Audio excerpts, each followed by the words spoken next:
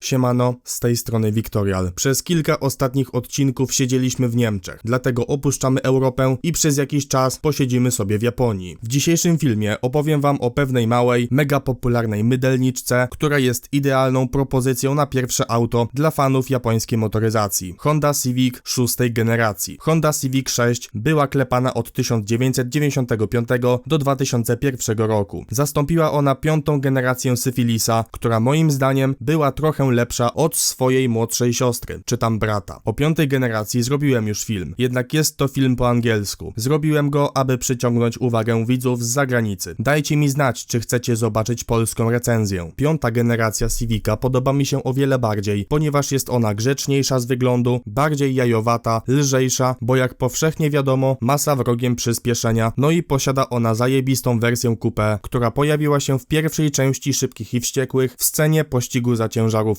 Szósta generacja jest bardziej spasiona i cięższa aż o 100 kg względem poprzedniej generacji, przez co nawet w najmocniejszych wersjach nie przyspiesza już tak dobrze. Szóstka budzi we mnie mieszane odczucia, ponieważ niektóre części tego samochodu nie są japońskie. Nie chodzi mi tutaj o silniki, ponieważ dalej mamy zajebiste Witeki. O silnikach za chwilę. Niektóre części, w tym płytę podłogową, Civic 6 dzieli z Roverem 400. Ale dlaczego akurat Rover? Musicie wiedzieć, że Rover opracował model 400 przy współpracy z Hondą. Rover miał wtedy poważne problemy finansowe, dlatego zdecydował się wypuścić nowy samochód oparty o podwozie nowej Hondy Civic. W zamian za to Honda mogła produkować swojego nowego Civica w fabryce Rovera w Swindon, w Wielkiej Brytanii. I w dodatku pod maską Civica po raz pierwszy zaczęto montować diesle konstrukcji Rovera. Hondzie nowy Civic się udał, a Rover pomimo 10-letniej produkcji modelu 400 pierdolnął na zawał i zbankrutował. Civic należy obecnie do jednych z najtańszych aut na rynku. Jest mały, ekonomiczny, dosyć dynamiczny i tani w eksploatacji. Jeśli chodzi o wyposażenie standardowe, to obejmuje ono to, co jest nam potrzebne do życia. Między innymi system ABS, dwie poduszki powietrzne, wspomaganie kierownicy, centralny zamek, elektryczne szyby i klimatyzację. Civic 6 był produkowany na wiele rynków świata. Rozróżniamy trzy główne wersje: amerykańską, europejską i japońską. Ta trzecia jest najbardziej pożądana. Istniała również wersja kanadyjska, jednak była ona produkowana pod postacią małego, czterodrzwiowego sedana o nazwie Acura EL. W Stanach Zjednoczonych można było również spotkać Acurę CL. Acura to taka biedniejsza Honda, tylko przeznaczona na rynek amerykański. Do tego dochodzi cała masa porąbanych oznaczeń dotyczących nadwozia, silników, pochodzenia i wersji samochodu. Link do forum z tymi oznaczeniami macie w opisie filmu. Do małego, dwudrzwiowego hatchbacka, pięknego coupé i nudnego sedana dołączyły pięciodrzwiowy liftback z dupą podobną do Rovera 400 oraz kombi będące alternatywą dla Golfa warianta. Przejdźmy do silników. Nie chcę, ale muszę to powiedzieć. Zacznijmy od diesli. Kurwa mać!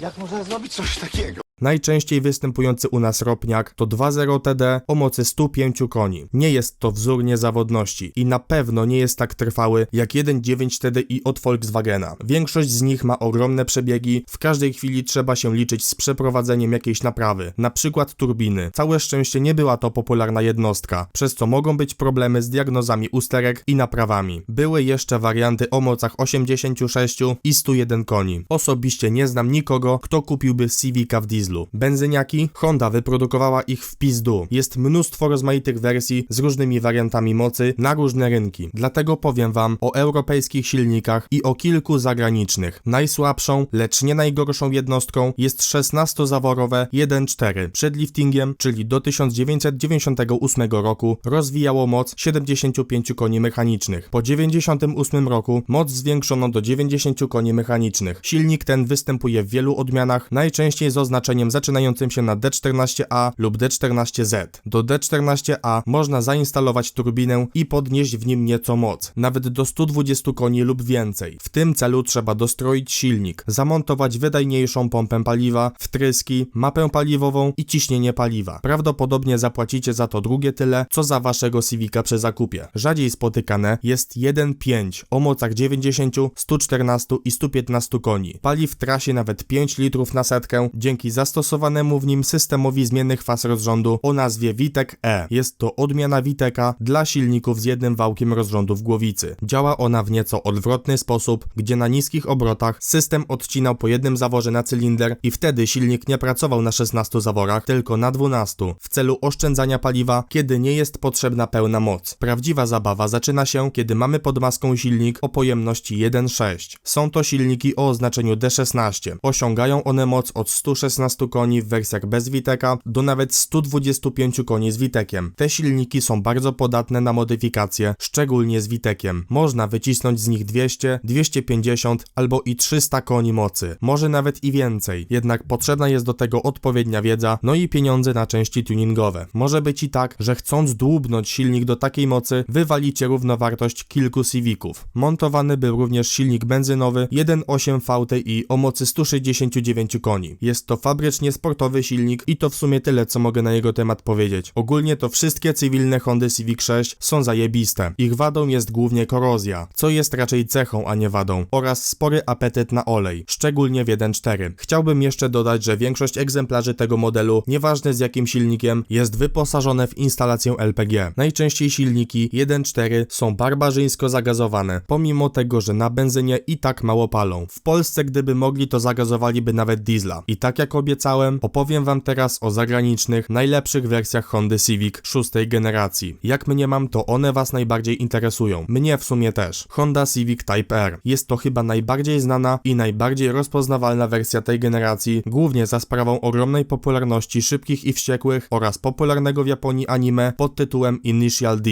Szóstka to pierwsza generacja Civica, która pojawiła się w odmianie Type R. Jest ona napędzana przez 4-cylindrowy silnik B16B o pojemności 1.6, generujący niebotyczne 185 koni mocy. Dodam jeszcze, że ten silnik jest wolno ssący i wyposażony w Viteka. To niebywałe, że z tak niewielkiego silnika Japończycy uzyskali tak dużą moc. No i co? Chcecie kupić Civica Type R? Odpaliliście już internet do szukania Type R'a? Możecie sobie co najwyżej pornosa obejrzeć. Civic Type R nigdy nie był oferowany w Europie. Japończycy zostawili go dla siebie, dlatego nie macie innego wyjścia jak ściągnąć go z Japonii. Type R to wersja na mega wypasie. Miała w sobie mnóstwo fajnych dodatków w postaci kierownicy marki Momo, fotel od Recaro, sportowe zawieszenie, felgi na 5 śrubach i zmodyfikowany układ kierowniczy. Golf GTI przy tym to gówno. Na rynek amerykański była produkowana Honda Civic SI. Występowała ona w jedynej pasującej do Civica odmianie coupé. Jest to moim zdaniem idealna buda do tego samochodu. Ładne, fajne coupé dla zwykłego człowieka. Pod maską Civica SI pracował silnik B16A2 1.6 o mocy 160 koni. Jest to taki biedniejszy Civic Type R, ale ja się o to nie gniewam, bo też jest zajebiście. Również można go tuningować, upalać i robić z nim wszystko, co się nam spodoba. W Japonii produkowano również Hondę Civic Ferio. Nie mam zbyt wielu informacji o tej wersji. Najprawdopodobniej miała ona te same silniki, co w wersjach na inne rynki i to na jej podstawie montowano Civica Type R. Wracając do zwykłego Civica 6, to musicie wiedzieć, że jest to naprawdę wytrzymały samochód. Moim zdaniem nawet lepszy i fajniejszy od takiego Golfa 4 czy Audi A3. Pomimo tego, że Civic w hatchbacku jest wielkości kartofla, ma zajebiście dużo miejsca w środku. Jego silniki palą naprawdę mało paliwa ze względu na niewielką masę samochodu. Niestety mają ogromny apetyt na olej. I to taki naprawdę ogromny, więc musicie dolewać co jakiś czas. Wnętrze jest ogólnie dobrze wykonane z miękkich materiałów, jednak z drugiej strony nudne i bez niespodzianek. Wszystko jest na swoim miejscu i spełnia swoje zadanie. Dostępność części jest spora, a ich ceny są śmiesznie niskie. Samochód jest bardzo dobrze poskładany i dosyć tani w zakupie. Najtańsze egzemplarze kupicie za mniej niż piątaka. Chorobą przewlekłą, na którą cierpi Civic, jest korozja. Może się ona pojawić dosłownie wszędzie. Blacha samochodu jest miękka i podatna na wgniecenia, więc kiedy synoptycy przewidują burzę z gradem, to chowajcie Civica do domu albo do garażu, ewentualnie do budy dla psa. Civic 6. generacji był produkowany do roku 2001.